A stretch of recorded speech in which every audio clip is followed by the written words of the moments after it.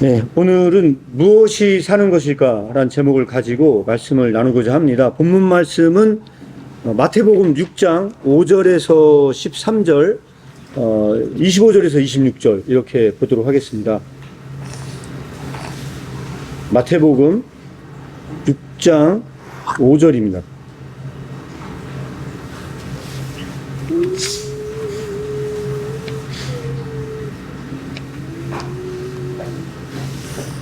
마태복음 6장 5절에서 13절 다 같이 교독해서 읽도록 하겠습니다. 제가 먼저 읽겠습니다. 또 너희는 기도할 때 외식하는 자와 같이 하지 말라. 그들은 사람에게 보이려고 회당과 큰 거리 어귀에 서서 기도하기를 좋아하느니라. 내가 진실로 너희에게 이르노니 그들은 자기 상을 이미 받았느니라. 나는 기도할 때에 내 골방에 들어가 문을 닫고 은밀한 중에 계신 내 아버지께 기도하라. 은밀한 중에 보시는 내 아버지께서 갚으시리라. 또 기도할 때 이방인과 같이 중언부언하지 말라. 그들은 말을 많이 하여야 들으실 줄 생각하느니라. 그러므로 저희를 받지 말라. 구하기 전에 너희에게 있어야 할 것을 하나님 너희 아버지께서 하시리라. 그러므로 너희는 이렇게 기도하라. 하늘에 계신 우리 아버지여, 이름이 거룩히 여김을 받으시오며 나라가 임하시오며 뜻이 하늘에서 이루어지는 것 같이 땅에서도 이루어진다. 오늘 우리에게 일용할 양식을 주시옵고 우리가 우리에게 죄된 자를 사하여 주는 것 같이 우리 죄를 사하여 주시옵고 우리를 시험에 들게 하지 마시옵고 다만 악에서 구하시옵소서. 나라와 권세와 영광이 아버지께 영원히 있사옵나이다. 아멘. 예, 그리고 25절에서 26절 두 구절 읽도록 하겠습니다. 다 같이 합독해서 읽도록 하겠습니다. 25절, 26절 합독해서 읽겠습니다. 그러므로 내가 너희에게 이르노니 목숨을 위하여 무엇을 먹을까, 무엇을 마실까, 몸을 위하여 무엇을 입을까 염려하지 말라. 목숨이 음식보다 중하지 아니하며 몸이 의복보다 중하지 아니하냐. 공중의 새를 보라. 심지도 않고 거두지도 않고 창고에 모아들이지도 아니하되 너희 하늘 아버지께서 기르시나니 너희는 이것들보다 귀하지 아니하냐. 예, 오늘 이 본문을 가지고 무엇이 사는 것일까를 나누겠는데요. 먼저 잠깐 기도하고 시작하도록 하겠습니다. 기도하겠습니다. 주님, 오늘 무엇이 사는 것일까라는 제목을 가지고 우리가 정말 사는 것이 무엇인지 그 본질을 더 명확히 알고자 합니다. 우리가 주님의 말씀 안에 살아갈 때 사는 이유를 명확히 알고 살아갈 수 있는 그 복을 누리게 하여 주시옵소서. 예수님의 이름으로 기도합니다. 아멘. 네, 저는 개인적으로 이 마태복음 6장은요, 제 관점에서 볼 땐 전 존재론이라고 생각을 합니다. 어떻게 존재하고 어떻게 살 것이냐. 그런데 이 존재론에서 가장 중요한 부분 중에 하나가 저는 기도라고 생각을 합니다. 기도. 그래서 오늘 주님께서는 여기에서 기도하는 방법에 대해서 알려주셨어요. 그래서 이 기도는 뭐냐면 외식하는 자의 기도와 같지 않다. 믿는 자는 이방인의 기도와 같지 않다. 이 기도는 어떤 기도냐라고 내렸을 때 이 기도의 모델이 바로 주기도문입니다. 그래서 오늘은 이 핵심적인 주기도문이 이방인의 기도와 외식하는 자의 기도와 어떤 점이 다르고 이 점에서 이 기도가 지니는 무한한 가치에 대해서 한번 여러분들과 나눠볼 예정인데요. 그 중에서 다 나누려고 하는 게 아니고 딱 한 가지의 구절을 나누려고 합니다. 그것은 뭐냐면 오늘 우리에게 일용할 양식을 주시옵고, 이 구절이 얼마나 위대하고 중요한 말씀인지를 간략하게 좀 이야기를 나누도록 하겠습니다. 먼저 이야기 나누기 전에 여러분들에게 질문을 하나 드리도록 하겠습니다. 지금부터는 달란트 질문이 나가도록 할 예정이에요. 그래서 우리 꼬마 친구들은 달란트가 있을 수도 있으니까요, 계산을 잘 하시기 바랍니다. 자, 여기서 중요한 게 뭐냐면 사람은요, 먹기 위해 사는 것인지 아니면 살기 위해 먹는 것인지 이 두 개에 대해서 명확하게 한번 이야기 나눠보도록 하겠어요. 자, 살기 위해 먹을까요? 먹기 위해 살을까요? 네. 살기 위해. 네? 뭐라고요? 살기 위해. 살기 위해 먹어요? 먹기 위해 산다고 생각하는 사람 없어요? 살기 위해 먹어요? 그래서 저는 개인적으로 어떻게 생각을 하냐면요, 이거는 굉장히 비극적인 얘기라고 생각을 해요. 왜냐하면 살기 위해 먹는 사람은요, 다른 말로 얘기하잖아요. 절대적 빈곤 속에 들어있는 것처럼 저는 생각이 들어요. 왜 이 사람은요, 무엇이든지 다 먹어야 돼요. 왜? 먹지 않으면 죽어요. 죽을 수밖에 없기 때문에 무엇이든지 다 먹는다. 그래서 이거에 해당되는 대표적인 사람이 있다면요, 저는 오늘날 우리의 가장 가까운 근처에 있는 북한이라고 생각을 해요. 북한에 있는 사람들 중에서 특히 뭐 꽃제비라고 이름하는 사람들은요, 별걸 다 먹습니다. 왜? 안 먹으면 죽어요. 그래서 그런 사람들은 어떻습니까? 그 생존을 유지하기 위해서 먹어요. 그래서 이 사람들은요, 네, 가장 빈곤한 계층에 있는 사람들은요, 진짜 먹기 위해 사는 것처럼 보여요. 그런데 살기 위해 먹어요. 근데 먹기 위해 사는 사람들은요, 저는 진짜 이건 제일 극단에 있다고 생각을 하거든요. 왜냐면 먹기 위해 사는 사람들은요, 주로 어떤 사람들이냐, 가진 게 너무 많아가지고요, 모든 게 다 실증나서 이제 먹는 것만이라도 좀 맛있는 거 먹으러 다닐 수 없을까 해가지고요, 진짜 다 돌아다니고 어디든 다 다니면서 먹을 것을 탐하러 다니는 자처럼 보여져요. 그래서 저는 이 얘기 가운데 결론을 진다면요, 살기 위해 먹는 것이나 먹기 위해 사는 것이나 그렇게 우리가 왜 사는지, 무엇 때문에 사는지를 명확하게 설명을 하지 못하는 것 같습니다. 그래서 제가 화두에 이 얘기를 꺼냈고요. 그래서 오늘 여기서 여러분들에게 더 구체적으로 나누고자 하는 주제 중에 하나는 뭐냐면요, 바로 이 상대적 빈곤입니다. 우리나라에 사는 대다수의 많은 사람들이요, 진짜 북한처럼 굶어 죽는 사람은 거의 없는 것으로 알고 있습니다. 모든 이 대한민국에 사는 사람은요, 진짜 먹을 게 없다, 나가서 몸뚱아리만 좀 성하면요, 먹고 살 수 있는 어떤 기본적인 건 다 존재합니다. 그래서 굶어 죽을 정도의 그런 절대적 빈곤에 있는 사람은 없는 것 같아요. 그런데 우리가 진짜 먹고 살기 힘들다라고 하는 사람들은요, 대부분 다 여기에 걸려 있다고 저는 생각을 합니다. 그래서 이 상대적 빈곤이 뭐고 절대적 빈곤이 뭔지를 알아야 되는데, 자, 우리 혹시 안지 문제 보도록 하겠습니다. 혹시 상대적 빈곤이 뭐고 절대적 빈곤이 뭔지 알아요, 몰라요? 몰라요. 모르죠? 네. 상대적 빈곤은 네. 그 잘 사는 거하고 절대적 빈곤은 잘 못 사는 거 아니에요? 아, 예. 자, 우리 한결이가 잘 얘기를 해줬어요. 그런데 이 절대적 빈곤은 진짜 먹고 살기 힘들어서 굶어 죽는 사람들을 말하는 반면에요, 상대적 빈곤은요, 이게요, 비교해서 온 가난이, 쉽게 얘기하면 비교해서 들어온 가난이거든요. 그냥 먹고 살만 하긴 해. 그런데 다른 통상적으로 일반적으로 사회에서 사는 사람들에 비해서 나는 좀 못 살아 라고 느껴진다고 하면은 이것은 상대적 빈곤이라고 말할 수 있어요. 그래서 저는 이 상대적 빈곤은 좀 개인적으로 퇴치를 해야 되지만 가장 어려운 거라고 생각을 해요. 왜냐면 절대적 빈곤은 경제적인 게 좀 해결이 되면 이건 금방 극복될 수 있는 가난입니다. 그럼에도 불구하고 이 상대적 빈곤은요, 아무리 잘 살아도 그 잘 사는 선진국 속에서도요, 반드시 못 산다고 생각하는 부류의 사람들이 나오기 마련인데, 그것은 뭐냐면 통상적으로 사는 사람의 수준에 미치지 못한다고 생각을 할 때, 그때 들어오는 가난이기 때문에 그래요. 자, 어떻게 좀 이해가 가요? 자, 그러면 지금부터 본격적으로 질문을 던집니다. 이제 자, 들립니다. 그래서 우리가 이거를 비교한 그 어떤 그 신문에 나와 있는 걸 제가 기사를 뽑았어요. 봤더니 나는 정말 삶의 질이 가장 낮은 사람 같아, 남한에서 그렇게 얘기하잖아요. 그러면요, 북한에서 이렇게 웃기고 있네 이렇게 얘기한대요. 북한에서는 봤을 때 정말 잘 사는 부류의 사람들이거든요. 저도 이걸 사실 경험한 적이 있었습니다. 언제 경험했냐면, 제가 2007년인가 8년 넘어서 제가 2010년이 오기 전인 것 같아요. 그때 방글라데시를 선교로 간 적이 있었습니다. 그래서 방글라데시 혹시 가본 분 있으신지는 모르겠는데, 방글라데시는요, 전 세계에서 가장 빈곤 국가 중에 하나라고 제가 들었는데, 진짜 내려서 새벽에 거기를 딱 비행기를 내렸을 때요, 충격을 받았어요.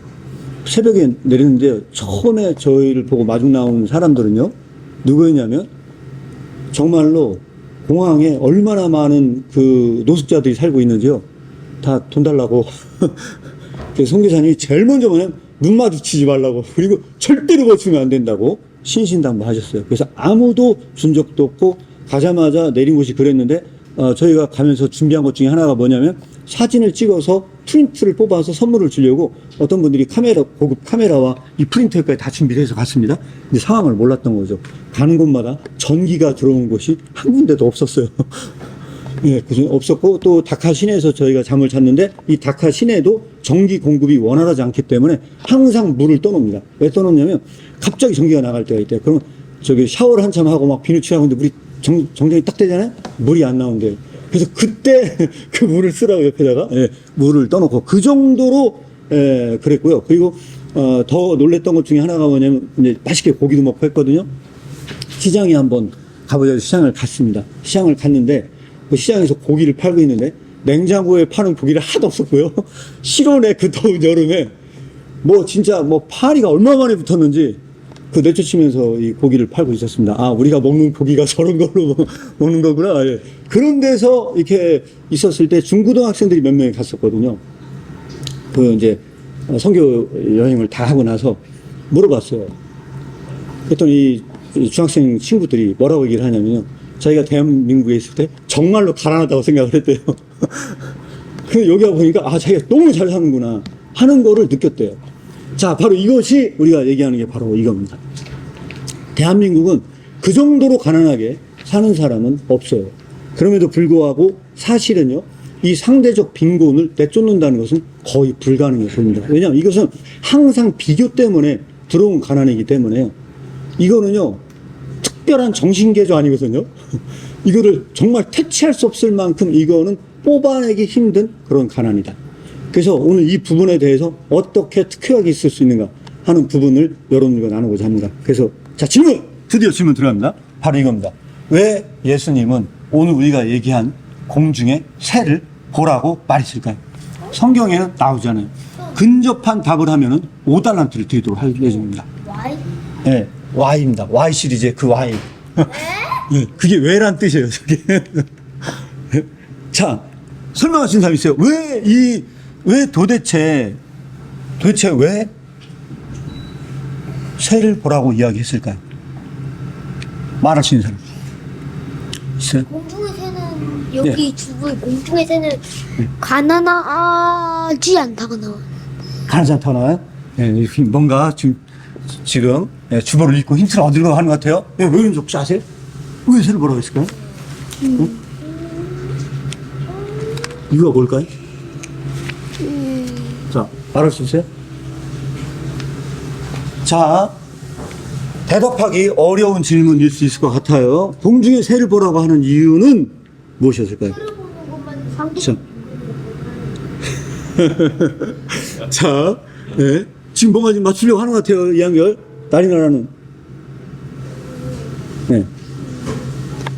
자, 일단 이거 넘어갈게요. 그러면요. 왜 그러냐? 공중의 새는요, 새가 있는 곳은요, 중요한 특징이 하나 있어요. 그런 상대적 빈곤이 들어오는 인간적인 비교가 없는 장소이기도 해요. 그래서 저곳에 가면 우리가 정말로 배울 것이 있기 때문에 보라고 했을 거예요.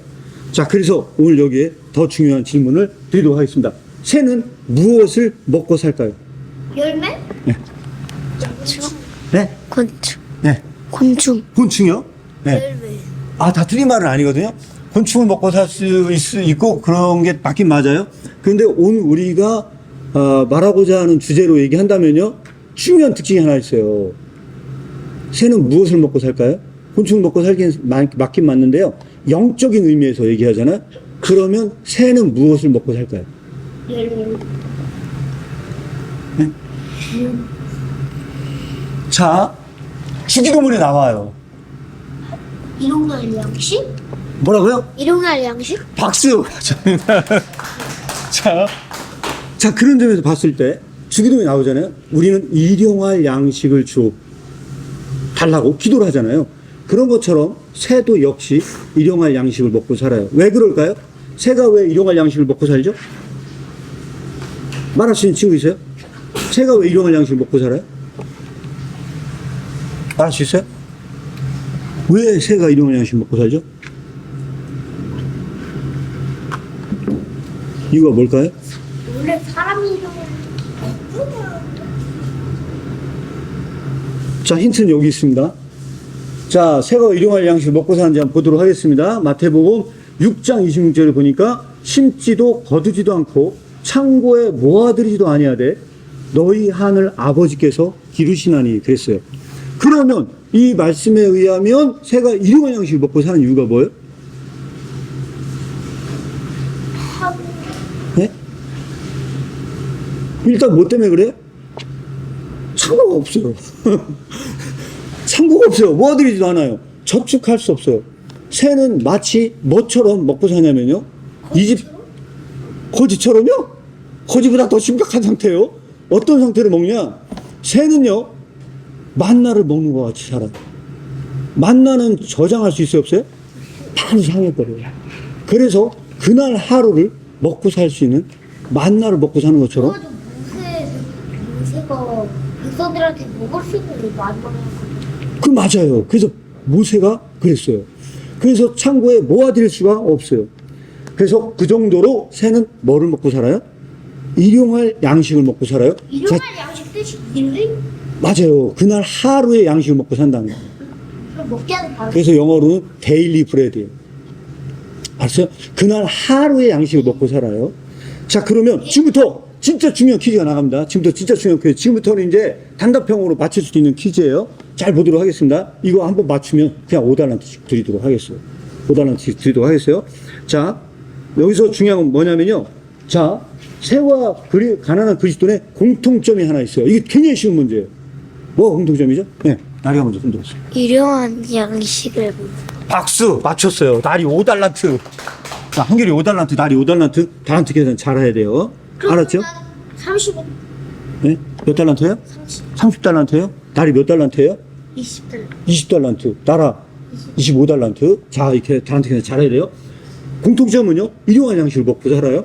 근데 공통점이 중요한 게 아니고 차이점이 진짜 중요해요. 새는 일용할 양식을 얻기 위해. 아, 근데 제가 이거 파워포인트 만들 때, 아, 이게 퀴즈를 냈어야 되는데, 이걸 깜빡했고, 제가, 아, 왠지 이걸 그냥 만든 것 같아요, 느낌이. 잠깐요. 잘 안 되겠어. 넘기면 안 될 것 같아요.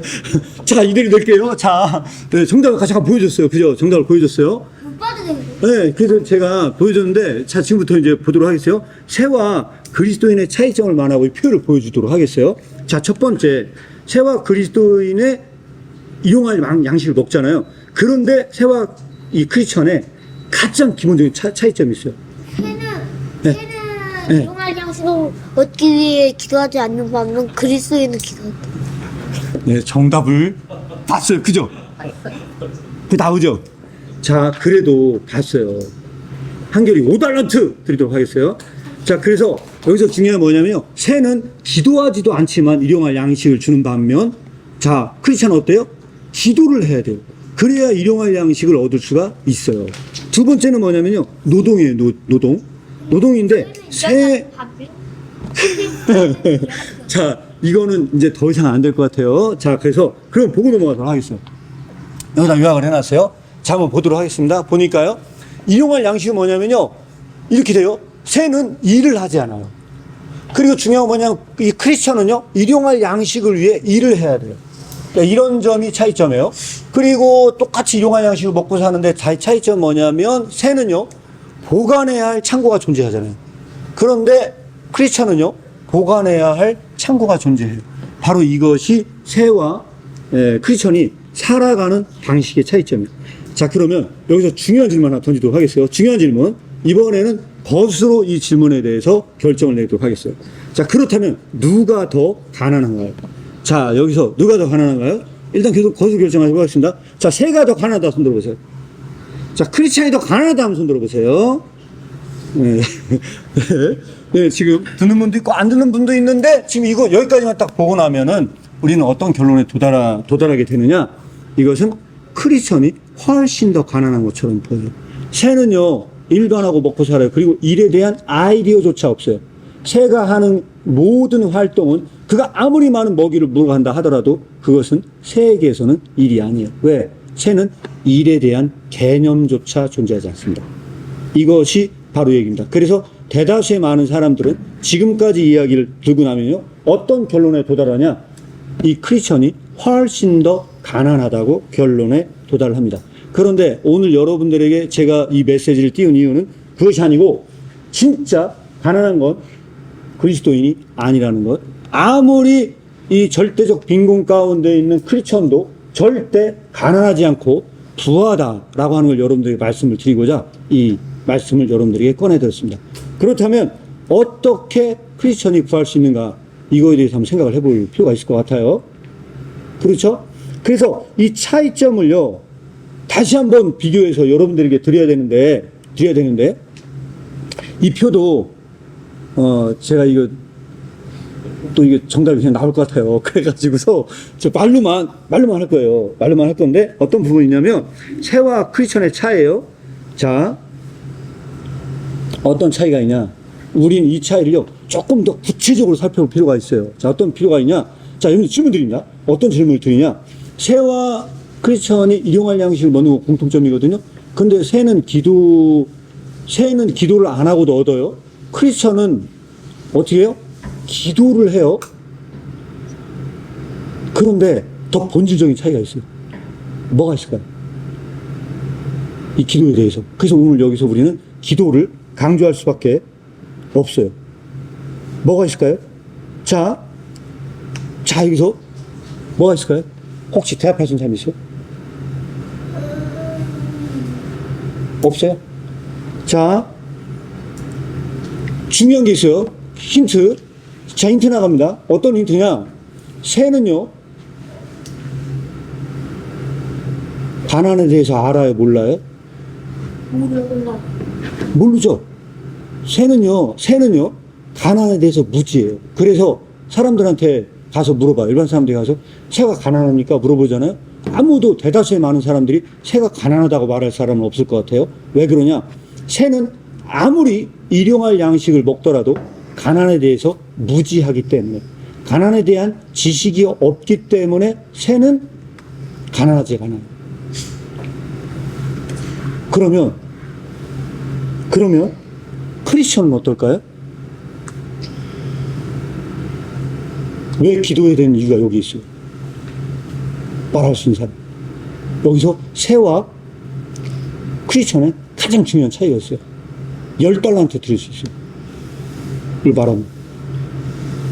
뭐가 있을까요?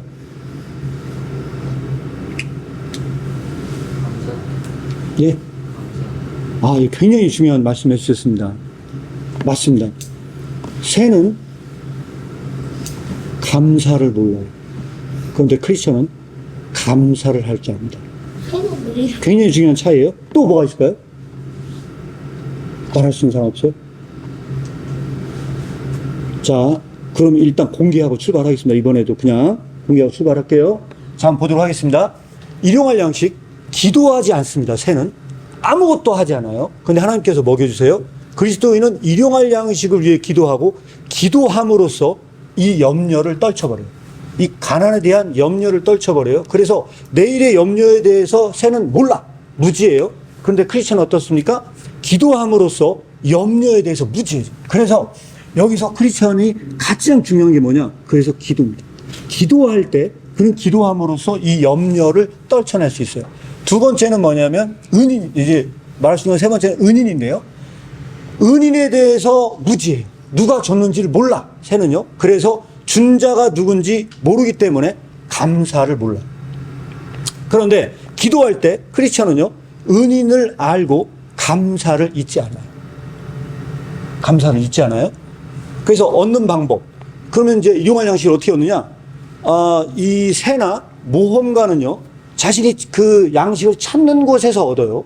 그런데 진짜로 기도하는 자, 하나님의 말씀을 믿고 기도하는 자는요, 기도하는 그 자리에서 얻는데요. 네, 그는 얻었다고 믿기 때문에. 그래서 멀리 찾으러 돌아가지 않고도, 얻을 수 있대요.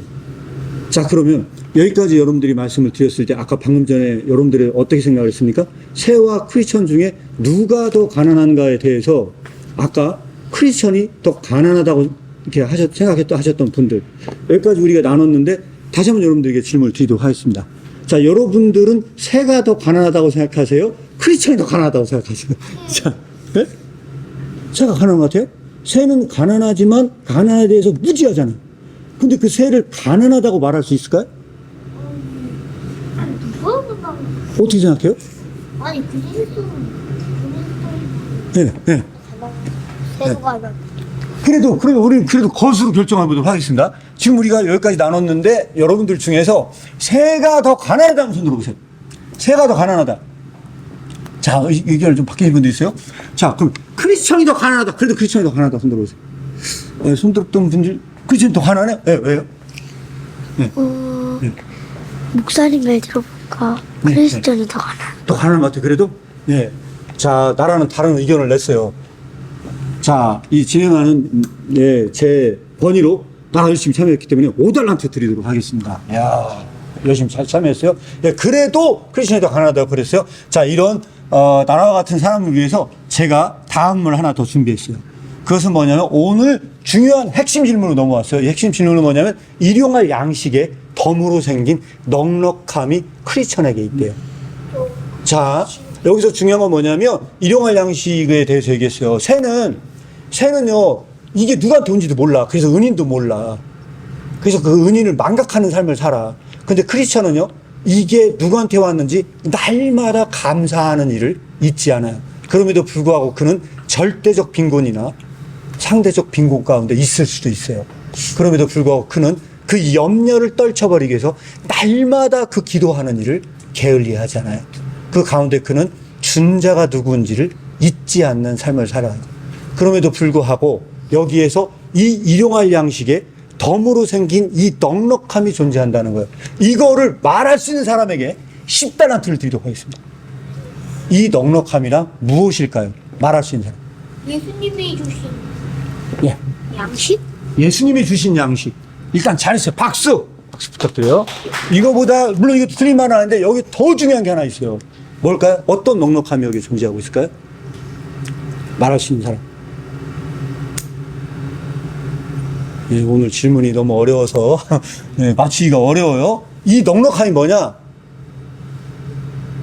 결정적 힌트 하나 드릴게요. 이 힌트를 주면 5달란트로 내려갑니다. 결정적 힌트예요. 자, 우리가 누군가를 사랑할 수 있어요. 그렇죠? 누군가를 사랑할 수 있어. 길거리 지나가다가요. 우리 길거리 지나가다 보면은 막 이렇게 선물 주는 사람들이 있어요. 저도 가다 보면 뻥튀기를 받아 먹은 적이 있었어요. 뻥튀기를 받아 먹은 적이 딱 있었거든요. 근데 그 뻥튀기를 누가 줬냐? 어느 교회에서 전도용으로 줬대요. 그래서 그걸 받아 먹으면서 뻥튀기를 먹은 적이 있거든요. 어떤 사람들은요, 갖다 쓰레기통에 그냥 바로 넣습니다. 왜? 다른 사람이 길거리에 지나는 그 하찮은 것 하나를 받았을 때요, 그것이 독이 들었는지 알 수가 없어요. 그래서 혹시 이게 잘못된 거나 있을까 싶어가지고요, 그냥 버려버려요. 그런데 똑같은 조그만 뻥튀기일 수도 있어요. 빵 한 조각이라 될 수 있어요. 그런데 그것이요, 정말로 그 사람이 상대가 그것을 사랑해서 준 거라면. 자, 여기서 중요한 게 이게 바로 힌트예요. 그게 정말로 일용할 양식, 저 하나에 그 작은 것, 그 무한히 작은 것 하나가 정말로 상대가 정말로 나를 사랑해서 준 거라고 한다면, 그럼 그건 작은 거예요, 큰 거예요? 작은 거예요, 큰 거예요? 계속 퀴즈 만들고 있던데. 네? 큰 나라는 그건 작은 거 같아요, 큰 거 같아요? 큰 거 같아요. 큰 거 같죠? 근데 어느 정도 크냐? 저 무한히 작은 건요, 무한히 크다는 거예요. 왜 클까요? 설명할 수 있는 사람이 있어요? 왜 커요? 그 작은 것이 왜 큰 거예요? 그 진심으로 사랑해서 준 거니까. 그러니까 그 일용할 양식에는 뭐가 들어있는 거예요? 사랑?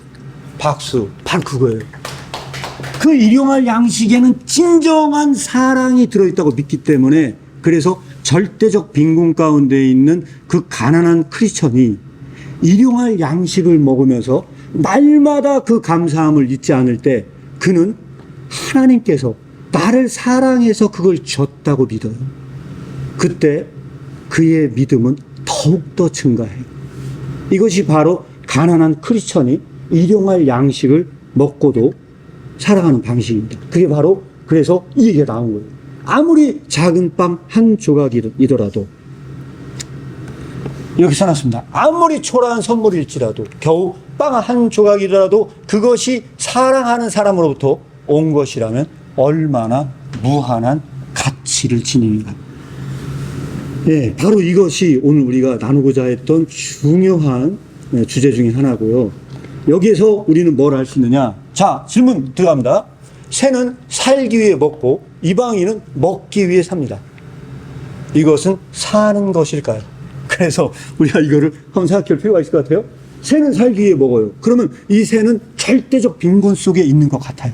그리고 이방인은 먹기 위해 살아요. 그러면 이 이방인은요, 너무나 풍요로워서 날마다 새로운 먹을거리를 찾아다니는 사람 같아요.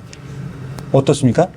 둘 다 말하기가 애매한 부분이 분명히 존재합니다. 그렇죠? 그래서 저는 여러분들에게 진짜 크리스천의 삶이 무엇인지 결론을 지으려고 합니다. 그건 뭐냐면 실존 철학을 하는 부류의 사람들도요, 날마다 고민하는 것 중에 하나가 뭐냐면요, 산다는 건 무엇인가 허건 날 이 삶이 무엇인가를 질문을 던져요. 그럼에도 불구하고 사실은요, 오리무중이고 이거에 대해서 대답될 수 없는 많은 부분에서 있습니다. 그래서 많은 사람들한테 가서 물어봐요. 너는 사는 것이 무엇이라고 생각하느냐에 대해서 아무도 이거에 대해서 제대로 대답하는 사람이 존재하지 않습니다. 그래서 오늘 우리가 이런 그 마태복음 6장에 나와 있는 것을 얘기했을 때 저는 기독교적으로 이 사는 것이 무엇인가 명확하게 저는 답을 내릴 수 있다고 생각을 합니다. 그 답을 내리는 것은 일단 이렇게 결론을 지을 수 있을 것 같아요.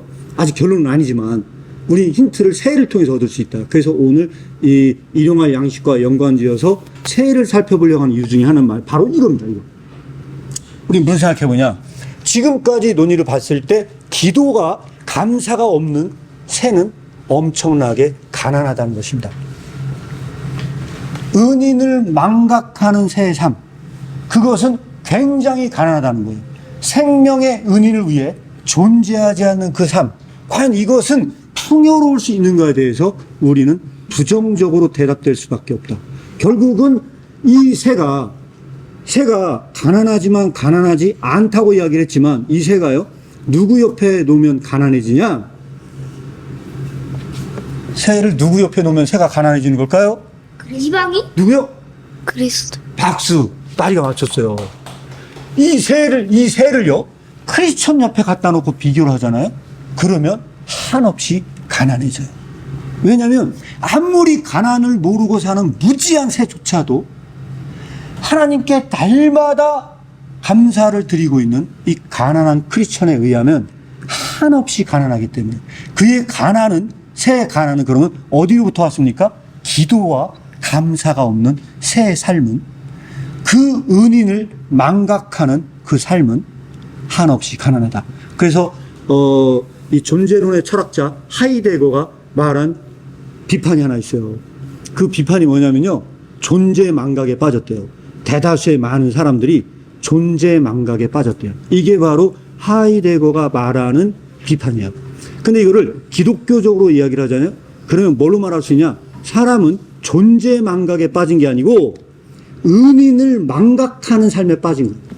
그 은인은 누굽니까? 하나님을 망각하는 삶에 빠진 모든 사람들은요, 그의 삶의 본질을 모른 것이고, 그의 삶에는 뭐가 누락될 수밖에 없냐? 기도와 감사가 누락된 삶을 살 수밖에 없다. 그때 우리는 내린 결론은 이렇게 결론을 지을 수가 있을 것 같아요. 은인을 존재하는 것, 은인을 위해 존재하는 것, 오직 그것만이 사는 것이다. 이렇게 결론을 짓고 여러분들에게 넘어가도록 하겠습니다. 넘어가도록 하겠는데, 여기서 굉장히 중요한 게 하나가 있습니다. 자, 우리가 다뤄야 될, 우리는 새와 크리스천에 대해서 논했는데, 지금 우리가 논해야 될 마지막 주제는 뭐냐면요, 부한 이방인은 부한가. 자, 부한 이방인은 부한가에 대해서 대답할 수 있으면 좋겠는데, 혹시 대답할 수 있는 친구 있어요? 부한 이방인은 부한가. 어떨까요? 부한 것 같아, 안 부한 것 같아? 응? 모르겠어요? 자, 어려워요. 부한 이방인은 과연 정말 부하냐? 부한 이방인은 정말로 부한 것이냐에 대해서 모른다고 얘기를 했어요. 다음에 대답할 수 있는지를 일주일 후에 숙제를 내도록 하겠습니다. 자, 부한 이방인은 부하냐? 라고 얘기했을 때 저는 이 수업 시간에 옛날에 경제학 원론을 배운 적이 있었어요. 근데 경제학의 대전제가 뭐냐? 혹시 아시는 분 있어요? 경제학 책 딱 열면요, 제가 그 당시에 그 조순이 쓴 경제학 원론으로 책을 배웠는데 그 배울 때 제일 먼저 대전제가 나옵니다. 그 대전제는 뭐냐면 인간의 욕망은 무한하지만 그 재화는 한정되어 있다는 거예요. 그래서 경제학의 대가정을 뭐라고 얘기하냐면 희소성의 원리라고 부릅니다. 희소성의 원리. 그래서 뭐냐면 항상 경제에서는요, 분배의 문제가 발생할 수밖에 없는 이유가 인간의 욕망을 다 채워줄 수 없다는 겁니다. 아무리 부자도 더 많은 걸 원한다는 거예요. 그래서 이러한 경제학적 가정에 의하면요, 부자의 삶도 결코 만족될 수 없다고 생각을 합니다. 그런데 성경에 굉장히 충격적인 구절이 하나 나와서 여러분들에게 이 성경 구절을 소개시켜 드리고자 합니다. 이 성경 구절은 뭐냐면 시편 145편 14절에서 16절 말씀인데, 제가 여기 보면 이렇게 나와 있어요. 어떻게 나와 있냐? 여호와께서 모든 넘어지는 자들을 붙드시며 비굴한 자들을 일으키신도다. 자, 그럼 여기서 얘기하는 이 넘어지는 자들과 비굴한 자들은 누굴까요? 이 사람들은요, 부자가 아니에요. 인생에 비극에 치닫는 사람들이고요, 가난한 자들이고요, 비천한 자들을 의미합니다. 그런데 그렇게 그 사람들을 여호와께서 일으키신대요.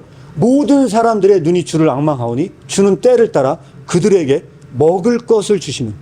자, 아무리 힘들고 비참한 삶을 영위한 사람들조차도 그들에게 먹을 것을 때에 따라 주신대요, 하나님께서. 근데 이 먹을 것은 우리가 지금까지 이야기 나누듯이 굉장히 많은 양이 아니야. 해봐야 그날 하루 먹을 양을 주세요. 근데 손을 펴사 모든 생물의 소원을 만족해 하시나이다. 우리는 이 구절을 통해서 무엇을 할 수 있느냐? 오직 하나님만이 만족을 주시는 분이시다. 경제학의 대가정에 의하면 인간은 만족될 수 없다. 인간의 욕망은 끊임없이 추구한다.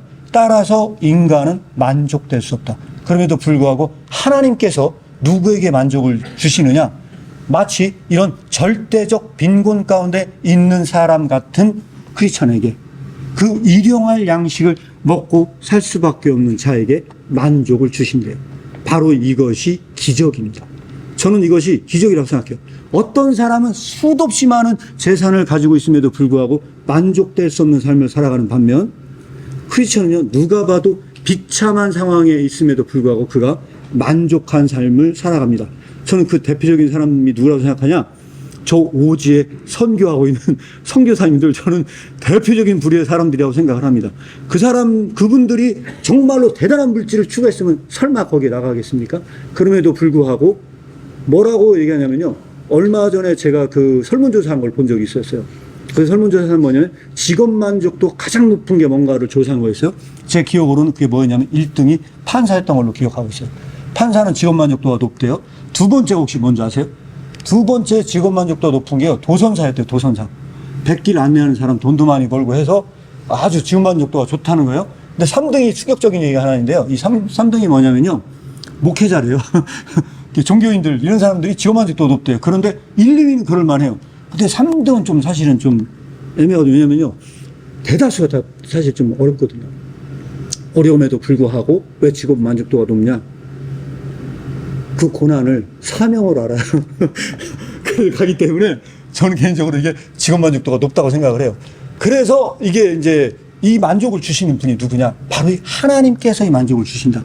이분들은 그 어려운 가운데 날마다 기도를 한다. 날마다 기도를 한다. 그리고 그 어려운 중에 살아감에도 불구하고 그것이 은혜라는 것을 고백한다. 그러니까 이런 사람들에게 하나님께서 뭘 주냐? 만족을 주신다는 거예요. 자, 부한 이방인이 만족할 수 없는 중요한 이유를 여러분들에게 말씀을 드리고 오늘 거의 결론적인 이야기를 해야 될 것 같습니다. 부한 이방인은 도대체 만족을 할 수 없습니다. 왜 만족을 할 수 없을까요? 이것도 좀 어려운 질문일 수 있어요. 자, 부한 이방인은 왜 만족할 수 없을까요? 자, 부한 이방인이 만족할 수 없는 이유를 딱 한 단어로 정의할 수도 있을 것 같아요. 뭘까요? 혹시 말할 수 있는 사람 없어요? 부한 이방인 왜 만족할 수 없죠? 네. 일용할 양식이 없어서. 일용할 양식이 없어서, 일용할 양식 그 이상이 있어서 그래요. 근데 그 무슨 문제가 났죠? 힌트예요. 일용할 양식 그 이상이 있어서 문제가 되는 거예요.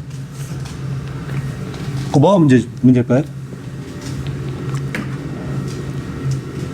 자, 이것도 너무 어려워요. 자, 한 단어로 얘기하잖아요. 저는 이걸 한 단어로 얘기하면 전 착각이라고 생각을 합니다. 착각. 이 부한 이방인의 어떤 착각이 들어왔을까요? 예? 어떤 착각? 제가 볼 땐 이 부한 이방인에게 들어온 가장 큰 착각은요, 교만이라는 착각인데요.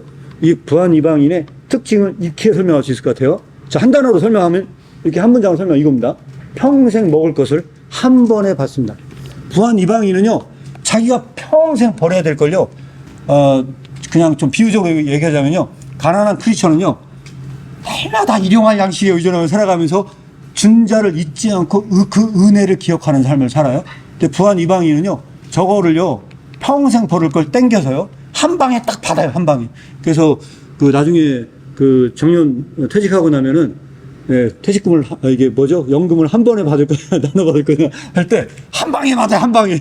그걸 좋아해요. 그래서 한 방에 받는데 중요한 것은요, 이 부한 이방인 중에는요, 자기가 먹고 살 걸 평생에 한 방에 받는 게 아니고요, 자기의 자손의 자자손손 대대손손 받아야 될 전체 재산을 한 번에 받는 이방인도 있어요. 근데 그 이방인들의 가장 큰 특징이 하나 있어요. 어떤 특징이냐? 이건 내가 자수성가해서 이룩한 거야. 이것은 나의 능력으로 내가 얼마나 많은 노력과 희생으로 여기까지 왔는지 알아야 돼. 그래서 이것을 누구까지 교육시키기 원하냐? 손자를 낳으면 그 손자와 그 후대까지도 교육시키기를 원해요. 그래서 그는요, 수많은 재물을 모았고, 그렇게 해서 너희들에게 먹고 살 것을 내가 다 모았다고 얘기를 해요. 그래서 그는 어떤 특징을 가느냐? 오늘 말씀을 다 읽지는 않았지만, 외식하는 자들, 이방인들과 같은 특징을 가져요. 그가 가진 것을 자랑하는 걸 좋아해요. 그래서 외식하는 자들의 특징은요, 기도할 때도 어디에서 기도하느냐? 골방에 들어가서 기도하지 않습니다. 이런 사람들은 어디서 기도하기를 좋아하느냐? 대낮에 사거리에 수많은 사람들이 지나다니는 데에서 기도하기를 좋아해요.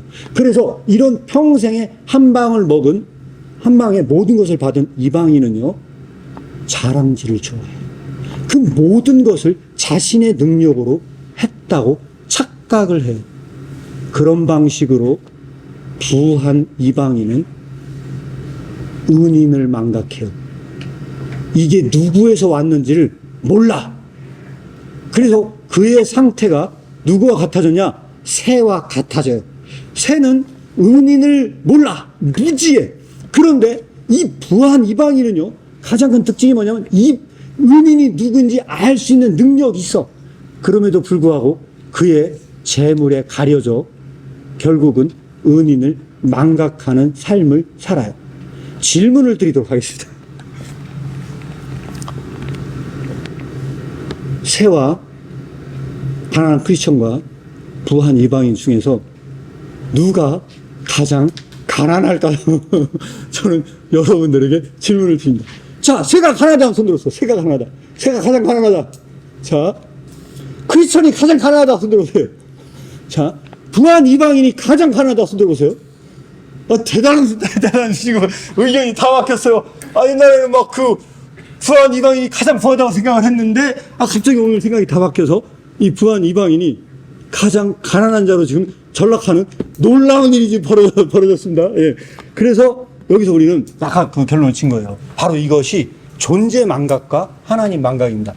하이데거는 존재 망각이야말로 인간의 가장 큰 비극이라고 얘기했는데, 우리가 지금의 이 말씀에 의해서 온 결론은 딱 이겁니다.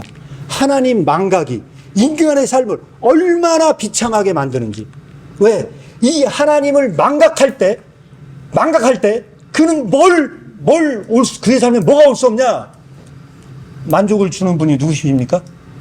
하나님만이 만족을 주는 분이라면요, 그의 물질을 아무리 갖다 넣어도 그는 항상 결핍된 상태에 있어. 그래서 쇼펜하우어가 요즘에 쇼펜하우어 책이 엄청 떴나 봐요. 세종시 도서관에 가도 다 쇼펜하우어 책만 전시하고 있어요. 근데 쇼펜하우어가 말한 얘기 하나가 있어요. 어떤 게 있냐? 인간은 결핍된 상태에 있기 때문에 언제나 불행하고, 인간의 의지는 맹목적 의지래요. 언제나 그 의지는 인간이 컨트롤할 수 없는 맹목적 의지를 갖고 있는데, 이 의지가 만든 게 뭐냐? 맨날 채우지 못한 결핍 때문에 싸운대요. 그래서 쇼펜하우어가 그 얘기를 하면서 나중에 결론적으로 무슨 얘기를 했냐? 그럼 이 세상에서 다 채운 사람, 모든 걸 다 가졌어, 이제. 그 사람은 어떨까라고 하면 여러분 어떨 것 같습니까? 모든 걸 다 채웠어. 막 진짜 사람들이 부러워하는 거 다 가졌어. 그 사람은 행복해지냐? 아니래요. 그 사람은 더 불행해진대요. 왜 불행해지냐? 이 사람이 불행해지는 이유는 뭐냐면요. 모든 것을 다 가진 자는요, 보이지 않는 적과 싸워야 된대요. 여러분은 보이는 적과 싸우는 게 쉬울까요? 보이지 않는 적과 싸우는 게 쉬울까요? 보이지 않는. 보이지 않는 적과 싸우는 게 쉬워요? 보이는 적과 싸우는 게 쉽죠? 그 보이지 않는 적은 뭐냐? 허물이에요, 허물. 다 가진 사람은 마지막 더 강한 적이 나타나요. 그 강한 적이 나타나서 그 가진 자를 공격해. 그 가진 자를 공격할 때 그는 보이지 않는 그 적은 바로 허물이에요, 허물. 인생의 허물이라고 하는 그 쓰리 쓴 약을 마셔야 할 때 그때 그에게 온 가장 큰 비극은 바로 이 하나님 망각은 그 사람에게 가져온 결과는요, 만족될 수 없는 삶이라고 생각을 합니다. 이것이 바로 오늘 우리가 얘기하고자 하는 가장 중요한 부분이고요. 그래서 그는 항상 가난한 상태에 빠진다. 만족할 수 없는 사람은 가난한 자입니다. 결론입니다, 결론. 그러면 사는 것이란 무엇일까요? 자, 사는 것이란 무엇일까요? 자, 우리가 보면서 보도록 하겠습니다. 이미 나눴다시피 가난한 새도 가난하지 않아요. 가난하대해서 무지해서 그래요. 그런데도 이 새는 가난한 크리스천과 비교하면요, 여전히 가난하고 형용할 수 없을 만큼 가난해요. 즉 생명의 은인을 위하여 존재하지 않는 것, 그것은 얼마나 가난한가요? 은인에게 감사할 수 있는 것, 그리하여 기도할 수 없는 것, 감사할 수 없고 기도할 수 없는 것, 이것은 최대의 비극이요 가난이다. 이렇게 결론을 지을 수 있을 것 같고요. 그래서 새는 이방인이 아닙니다. 새는 가난 중에 가난에 대해서 무지하며 그리하여 은인에 대하여도 무지하여 감사와 기도를 모르는 반면 부한 이방인은 풍요로워요. 그런데도 은인에 대해서 알 수 있는 능력이 있음에도 그래도 은인을 망각하는 삶을 살아요. 그래서 감사할 줄도 몰라요. 그래서 우리는 이 이방인이 얼마나 가난한지 우리는 나눴습니다. 결론입니다. 사는 것이 무엇인가? 결론. 반복해서 말씀을 드립니다. 이게 결론입니다. 결론. 따라서 사는 것이란 기도할 수 있는 것, 감사할 수 있는 것, 은인을 위하여 존재하는 것입니다. 그렇게 존재하는 것이 사는 것입니다. 그래서 성경은 말합니다. 항상 기뻐하라, 쉬지 말고 기도하라, 범사에 감사하라. 왜요? 이것이 하나님의 뜻이에요. 그렇죠? 왜? 이것이 사는 것이기 때문에 그렇습니다. 이렇게 결론을 지을 수 있을 것 같아요. 그럼 무엇이 진정한 부함일까요? 자, 부한 것은 무엇일까요? 이 결론을 내리고 넘어가야 될 것 같습니다. 무엇이 부함이죠? 자, 결론 나옵니다. 이것이 우리가 크리스천의 삶에서의 부함은 바로 이것입니다. 자, 이거예요. 가난한 크리스천의 부함이란 정확히 이 하나님 단 한 번도 그에게 이 땅의 부함을 허락하지 않는 그 하나님을 위해 존재하는 것입니다. 더 정확히 말해 날마다 일용할 양식을 허락하신 그 하나님을 위해 존재하는 것입니다. 바로 이것이 크리스천의 부함이다. 그래서 여기서 중요한 말은 날마다입니다. 날마다. 날마다 그걸 기억합니다. 날마다. 날마다 그렇게 하는 거예요. 날마다 가난한 크리스천은 은인을 깨닫는 것을 날마다 기도하는 때를 갖는 거예요. 그런데 이걸 게을리 하잖아요. 그러면 시험에 빠집니다. 이걸 게을리하면 시험에 빠지고 그는 상대적 빈곤 속에 들어갈 수도 있어요. 그래서 감사하고 또 감사하면서 기도를 해요. 날마다 그 기도를 해요. 그의 부함이란 기도하고 감사할 때마다 더욱 증가해요. 그가 하나님을 위해 존재하고 하나님이 그를 위해 존재하는 일이 더욱 명확해질 때 그의 부함은 더욱더 증가합니다. 반면 부한 자가 기도와 감사를 잊을 때마다 이 땅의 부함은 점점 더 가난해집니다. 이것이 바로 우리가 이 염려에 대해서 말할 수 있는 것입니다. 그래서 정말로 결론적인 이야기입니다. 평생 동안 한 번에 그의 몫을 받는 것은 얼마나 가난한가요? 그래서 이거는 저는 그렇게 추천하는 바는 아니라고 생각을 합니다. 그 순간에 저는요, 인간은 누구나 이거에 사실은요 다 놓여 있다고 생각합니다. 옛날에 제가 그 경영학을 배울 때 조직행위론이라는 과목이 있었어요. 근데 그 과목에서 제가 정확하게 기억나는 무슨 뭐 기인이론인가 뭘 이렇게 배운 것이 기억이 납니다. 근데 그 교수님이 그때 그 얘기를 하시더라고요. 어떤 사람이 이제 직장에 가다 늦잖아요. 그럼 제가 버스가 막혀서 이렇게 외부의 요인으로 돌린대요. 자기가 그 잘못한 거에 대해서 외부 요인으로 돌린대요. 근데 인정을 받아요. 야, 대단하다. 이 비즈니스 네가 성공시켜 대단하다 하잖아요. 그럼 외부에 있는 것들이 잘 돼서 내가 이렇게 한 거라고 생각한 게 아니고요. 대다수의 모든 사람의 본성은요, 내가 잘났어. 내가 능력 있어서 하면서 자기에게 그 원인을 자기에게 돌리고자 하는 게 통계적으로 그렇다는 거예요. 그렇기 때문에 그 기업이나 어떤 경영자가 이끌어가는 사람들은 그런 속성이 있기 때문에 네가 그 사람들의 심리를 파악해서 경영을 해야 된다 하는 의미에서 그걸 가르친 거거든요. 그런데 바로 이게 이런 몫입니다. 이걸 한 방에 봤잖아요. 그러면요, 이게 자기가 그렇게 한 걸로 착각을 해요. 그래서 결국은 이 사람은 뭘 잃어버리냐? 이게 정말 하나님께서 하신 일이라는 고백이 잘 안 나와요. 내가 했어 하는 거를 바라지. 이게 진짜 하나님. 그래서 여기서 정말로 대단한 건 뭐냐? 이 모든 것은 하나님이 아니면 불가능했다고 고백하는 것. 이것은 크리스찬에게 가장 저는 해야 할 의무고 과제라고 생각을 합니다. 근데 일용할 양식을 받는 것은 얼마나 부합니까? 날마다 자기가 받는 것을 망각화를 한 때를 갖는 것은 얼마나 가난합니까? 그래서 그는 계속 잊어요. 하나님을 잊는 삶을 살아. 왜 내 삶이 메마르고 이렇게 제가 힘이 없습니까? 제가 이 유튜브나 이런 거 하다 보면 이제 또 댓글 달고 하시는 분들이 있거든요. 그런데 여기서 중요한 게 하나 있습니다. 뭐가 있냐? 제 삶이 메말랐다는 거예요. 풍성하지 않다는 거예요. 저는 오늘 메시지가 다 거기에 걸려있는 문제 중에 하나라고 생각을 합니다. 그래서 날마다 그 작은 것 하나에 만족할 수 있는 삶이라고 한다면요, 굉장히 저는 풍성해지리라 확신합니다. 그러나 날마다 자기가 받은 것을 기억하는 것은 얼마나 복된 일인가요? 그래서 날마다 진심으로 하나님께서 주신 거를 감사해요. 근데 이 감사가 제가 아이러니하게도요, 얼마 전에 지난주에 저를 만나러 온 분이 있었어요. 이분이 어떤 분이냐면 음향기기를 만지시는 분이신데 꼭 저를 보고 싶대요. 오셨어요. 이분이 정말 그 선교사님이신데요. 올 11월이면은 미얀마를 들어가야 된대요. 그래서 사모님 어떻게 만나냐 물어봤더니 사모님이 선교사였는데 미얀마에 있었대요. 근데 미얀마에 들어가서 너무 많은 고생을 했대요. 홍수 나가지고 죽을 뻔한 경험도 하고 막 하면서 했는데 그 어마어마한 고생을 할 때 제가 그토록 하나님을 찾고 그토록 하나님과의 그 경험이 많았던 곳이 미얀마가 단기 선교를 갔는데 그런 일이 있었대요. 그리고 나서 1년 단기 선교를 끝내고 한국에 딱 들어오는데요. 공항에 들어오는데 아내가 엉엉 울었대요. 한국의 삶보다 미얀마에 가고 싶어가지고 엉엉 울었대요. 그래가지고 장기 선교사로 가야겠다 결심을 했는데 결혼을 못했었대요. 그래가지고서 그 상황에서 그냥 나갔대요. 장기 선교로 나갔대요.